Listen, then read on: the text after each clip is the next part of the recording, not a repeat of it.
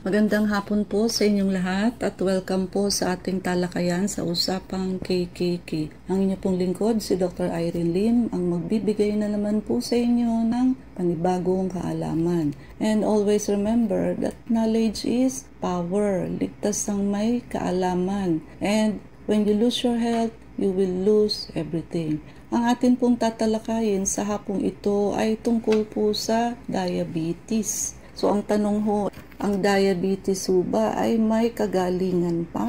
So, actually ho, in reality, halos lahat to ng umiinom ng maintenance sa may diabetes ho, ay hindi naman ho gumagaling. Yung iba nga ho, control pa lang ng sugar, hindi na ho maipasok sa normal. So, bakit ho? It is because we are not addressing the root cause. And yung root cause ho kasi, hindi ho alam ng karamihan. Maniniwala ho ba kayo na ang diabetes ay meron hong pancreatic fluke sa pancreas? So, isang klase ho ito ng flatworm in the presence of methanol. So, equals diabetes. So, yan ho palagi ang formula sa isang sakit. Isang parasite plus isang chemical equals sickness or disease. Now, another root cause of diabetes is what? Unaware chronic dehydration or unintentional chronic dehydration. Yun ho bang chronic dehydration na hindi bigla, yung paaraw-araw hong water requirement natin ay hindi ho natin naaabot hanggang sa naipon na ho, hanggang sa hindi na ho kayang i-compensate ng ating body. So, halimbawa ho, 12 glasses a day kayo, ang naiinom nyo ho is 6 glasses a day lang. So, in a day, may utang ho kayo sa katawan ninyo na 6. So, sa isang linggo lang ho, 6 times 7 equals 42 glasses. O kung yan ho, ita-times natin sa 4 dahil isang buwan. Di ano ho. So, halos ho, 168 glasses of water ang kulang natin. And because of this chronic dehydration, so, nagkaka-diabetes ho ang pasyente. Why? Pagka ho tuyot tayo, yung atin hong brain also is dehydrated. Yung atin hong CSF o cerebrospinal fluid, natutuyot din ho siya. And ito hong fluid natin na to sa brain, dyan ho kumukuha ng power ang ating brain para ho pagalawin ang whole body. Di ho ba ang control ng lahat ng parts ng katawan natin is what? Nasa brain ho. So kung yung pagkukunan ho ng fluid sa ating brain ay tuyot, so hindi ho kaya. So anong gagawin ho ng ating katawan? To compensate, itataas ho ng ating katawan ang ating blood sugar at doon ho kukuha ng energy sa sugar po. So unless makorek ho yung unintentional chronic dehydration na yan, hindi ho gagaling ang diabetes ng pasyente. So, dehydration and number 2, in the presence of pancreatic fluke and methanol. So, yan ho ang root cause ng diabetes. So, ang tao hong diabetic, 50% of the pancreas is already damaged. Bakit ho na damaged?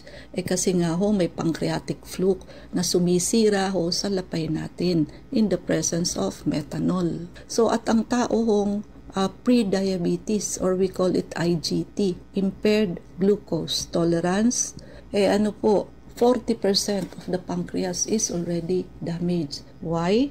The difference ng pre-diabetes and diabetic patient is only 10%. So, 40% ho ng lapay ng pasyente ay sira na rin ho sa taong may pre-diabetes. So, dapat ho, ginagamot na rin yan. So, unless kaya ho, sa loob ng 5 taon, 75% of the pancreas is already damaged. Hanggang sa lalala pa ho yun until the whole pancreas shut down na ho. Kaya ito ho yung point wherein ang pasyente ho, at first, naka-oral medication lang for diabetes, hindi ho na-control. So later on ho,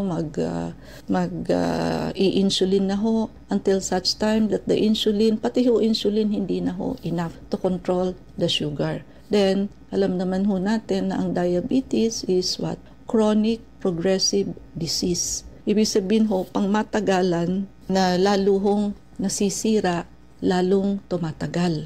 So, ang nakakamatay ho sa diabetes is the complication. Isa na ho sa komplikasyon yan is what? Anemia. Babagsak ho ang pulang dugo. Why? kidney is one of the organs that produces red blood cell. So pag may sira ho ang kidney, hindi ho makakatulong ang kidney to produce red blood cell. Kung hindi, bone marrow na lamang ho ang magkakaroon ng production ng RBC. And of course, ang pinaka-common ho is CKD or chronic kidney disease. Nangunguna ho ang diabetes sa pagsira ho sa ating kidney. So pagka ho kasi may diabetes tayo, sticky ho ang blood natin kasi yung sugar dapat ho ay nasa cells, hindi nga ho nakakapasok sa cell. Kasi kadalasan ho may insulin resistance ang type 2 diabetes. Ito hong acquired diabetes. So, kailangan ho kasi itong mga LDL na to or bad cholesterol nakikerry ng ating good cholesterol pabalik sa atay. Kaso ho, kung mataas ang bad cholesterol, mababa ho ang good cholesterol, hindi ho enough yung good cholesterol para ho bitbitin yung excessive bad cholesterol sa atay. So, didikit ho ito, nandyan lamang ho itong mga bad cholesterol na to at kakapit ho ito doon sa mga wear and tear. So, magfo-form ho ito ng plaque formation and later on atherosclerosis, hardening and thickening of arteries. Yan ho ang ibig sabihin ng atherosclerosis. So, kaya ho ang may diabetes, lalo na kung may high blood pa, kasi mula ho kasi diabetes lang. Isa rin ho sa komplikasyon ng diabetes is hypertension. Kasi nga ho, yung atherosclerosis, kakapal ho yan sa gilid ng ating ugat and magiging high blood na rin kasi masikip na ho. So, kaya ho ang may diabetes, very prone ho yan sa heart attack, stroke, CKD. Kaya binibigyan din ho natin yan ng blood thinner para ho hindi ho magasgas yung dadaanan at gumanda ho yung blood flow. So, ang isang tao ho, nakaka 7 times delivery ang ating blood from head to toe sa loob ng isang oras. Pero ho, pagka sticky blood ka because you are diabetic, so ang nangyayari ho, sabihin na natin 3 to 4 times lamang ang delivery mo. So, kulang ho yung delivery mo sa need ating katawan from head to toe. So, ano ho mangyayari? Kung ano ho yung weakest organ natin, magkakasakit ho tayo. So, kung ano ho ang pinakamahina. Kasi ho, yung oxygen level and also yung nutrition hindi ho enough sa supply because of traffic sa daan. So, hindi ho nakakabalik ng 7 beses. Mabuti ho kung ang traffic isang araw lang. Kung araw-araw ho, ganun ang nangyayari, magkakasakit ho ang pasyente. And ang tanong ho may kagalingan pa ba ang taong may diabetes? Meron po, as long as we will address the root cause. And ang root cause nga po is what? Kailangan ho, patayin natin yung parasite, which is the pancreatic fluke. Kailangan ho, tanggalin natin si methanol. And kailangan ho, i-hydrate natin ang ating katawan para ho magkaroon ng magandang supply ng cerebrospinal fluid sa brain, wherein doon ho kumukuha ng power at energy ang ating brain. Now, speaking of methanol, saan nga ho ba natin nakukuha itong methanol na to? Which is the liquid para ho mabuhay itong pancreatic fluke, which is the root cause, one of the root cause of diabetes. So, nanggagaling ho ito sa mga sugar substitute like aspartame. So, ang aspartame ho, meron ho yung methanol. And methanol is 1 carbon atom difference sa formaldehyde, formalin. Methanol, formalin, and paano ho ba yan naaalis? Sa detoxification program ho natin, di ba? So, nalilinis ho ang liver, gallbladder, kidney, pati na ho ang pancreas, pati na ho yung parasite na pancreatic fluke. Kasi ho, yung ating detox protocol, kasama na ho doon ang anti-parasite. So, sigurado hong tatamaan ho at maa-address yung pancreatic fluke. Methanol, malilinis nga ho ang ating liver and kidney. So, ito hong mga chemicals na ito, nandyan lang ho yan sa ating liver and kidney because liver and kidney are the filtering machine of our body. Pero mauuna hong mag-filter ang liver bago ho ang kidney. At pareho naman ho yung nalilinis when we do detoxification program. So, the parasite and the methanol, maa-address po yan sa ating detoxification program. And severe chronic dehydration naman po, maa-address po yan ng blood cleansing, which is high-dose vitamin C, laser. So, yung blue light ng laser ho, also ang papatay ho doon sa pancreatic fluke, and yung circulation ho mapapaganda ng ating red light ng laser. So yung atin hong ultraviolet, nakakapatay din ho ng germs, nakaka-improve ng circulation, pati na ho yung ozone natin, which is antimicrobial, antiviral, and nakakapatay din ho ito ng ibang klase ng mikrobyo aside from bacteria, and anti-inflammatory. So, severe dehydration, maa-address ho ng blood cleansing, and yung pancreatic fluke and methanol, maa-address naman po ng ating detoxification program. And hindi naman ho kasi siyempre sa isang detox lamang ay hindi na ho kayo diabetic. So, remember na it is a process kung paano ho nasira ang ating pancreas. So, it is also a process to reverse it. Wala hong magic. So, sabihin na ho natin, kaya nga sinasabi natin na ideally, every 3 months, gawin ho ang detoxification and blood cleansing program. Kasi ho, patuloy na malilinis ho ang ating liver, pancreas, patuloy ho nating i-hydrate yung katawan hanggang sa ma-reverse back ho natin ito into its almost normal. Kasi ho, hindi lamang tanggalin ang pancreas and methanol, hindi lamang i-correct yung dehydration, but sabi nga natin 40% is damage for pre-diabetes or IGT and 50% damage para ho doon sa diabetic level. So, ito hong damage na to, sabi nga damage So, sira na po. Kailangan ho itong i-cell repair and it takes time to do that. So, kaya ho, walang magic. But unless we do this, pag hindi ho kasi natin ginawa ito to address the root cause, so instead ho na papunta tayo sa reversal, papunta ho tayo sa shutdown. Kaya ho yung mga totally hindi na ho tinatalaban ng oral medication, even insulin, hindi na rin ho tumatalab, mataas pa rin ang sugar, ito ho yung almost all parts of the pancreas inaubos na ho. Para hong sa kidney, renal failure, total shutdown. So ganin din po sa ating lapay or pancreas. Nandoon ho ang pagkakamali. Marami ho kasi yung mga bagay-bagay, ang root cause nasanay na ho kasi tayo sa puro band-aid treatment. Mataas ang sugar, bibigyan ng pambaba ng sugar. Mataas ang BP, iinom ng maintenance sa pang-BP. Mataas ang cholesterol, iinom ho ng pambaba ng cholesterol. But ano ho yung root cause? Yun ho ang napapabayaan. Hindi ho na-address. And marami ho ang hindi nakakaalam nito. So paano mo i-address yung isang bagay na hindi mo alam na yun pala ang root cause? So, kaya ho itong mga knowledge na to, dapat ho ay seryosohin natin na kung gusto hong gumaling sa diabetes, possible naman ho, maa-attain ho natin ang permanent cure kung ang root cause ng diabetes, which is unintentional chronic dehydration and in the presence of methanol and pancreatic fluke ay matatanggal natin. Plus, of course, damage na ho yung pancreas. So, kailangan ho na i-rehabilitate ito. And yan hong pagse-cell repair, reverse, and rehabilitation, yan ho ang magte-take time. Kasi ho sira na Para ho tayo niyang magpapatubo ng panibagong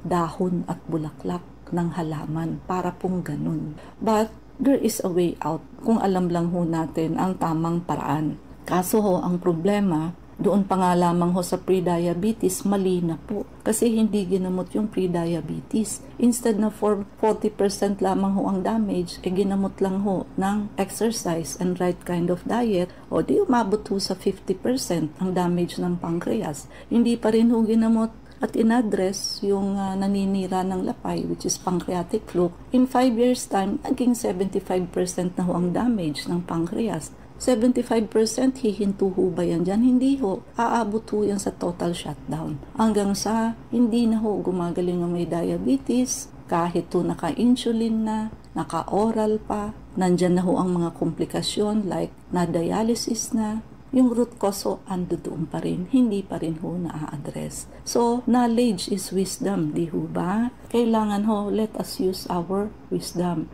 And the reason why we are discussing these things na hindi With a new Nescafe by addressing the root cause, no? So, yung atin pong soap, Kampo muli sa usapang KKK. Ako po si Ivy at kasama pa rin natin si Dr. Irene Lim. Dok, tanong ni 0998. Tanong ko lang, nakakimo po ako last week, pang 7 cycles. Hindi po matulog ng mahimbing. Pag nagising ako, 2 a.m., hirap na ako matulog. Ano po kaya ang dapat gawin? okay, so nagigising pa naman ho kayo sa 2 a.m. That is in between the 11 p.m. and 3 a.m. The most important time for sleeping. Pahinga ho yan ng ating gallbladder and liver. Hindi ho nakakagulat na hindi ho kayo makatulog. Bakit? Siyempre ho nakimo kayo eh. So tinamaan ho yung good cells ninyo. Kasama na ho doon ang good cells ng liver ninyo. Plus, of course, chemo is a toxic substance, no? So, ang nag-filter ho niyan, bago kidney, liver ho muna. So, pagka ho ang liver natin, marumi, so maraming toxins, mahirap hong matulog. So, nakasalalay ho sa ganda ng ating liver ang sleep. So, ang ano ho ang kailangan ninyo? Kailangan nyo ho ng detoxification and blood cleansing program. Bukod po doon, ang taong dehydrated, hirap din hong matulog. Okay? So, detox program will clean your liver and blood cleansing will hydrate your whole body. So, kahit hindi ko ho kayo bigyan ng sleeping pills or anything na pangpatulog, kusa ho kayong makakatulog because ibinalik ho natin sa normal function yung inyong atay dahil nilinis ho natin and na-hydrate po natin uli ang inyong liver, ang inyong katawan, which is dehydrated, no? So, ganoon po. We start with that simple, basic thing, detox and blood cleansing program. Plus, palista ho kayo ng check-up, pakidala ho ang mga laboratory test ninyo because do not stop sa chemo lang ho.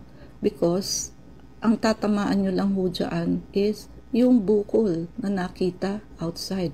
Pero ho yung root cause, andyan pa rin ho yan, hindi ho yan matatanggal ng chemo.